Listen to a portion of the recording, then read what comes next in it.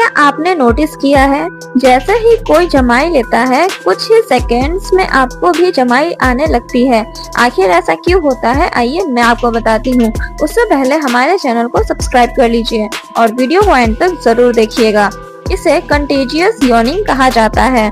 Scientist का मानना है कि हमेशा दिमाग दूसरों के एक्शंस को कभी कभी ऑटोमेटिकली कॉपी करने लगता है। इसी वजह से किसी को जमाई लेते देखकर या उसके बारे में सोचकर भी हमें यॉर्निंग आ सकती है। रिसर्च ये भी दिखाती है कि ये इफेक्ट फैमिली और क्लोज फ्रेंड्स के बीच ज्यादा देखने को मिलता है।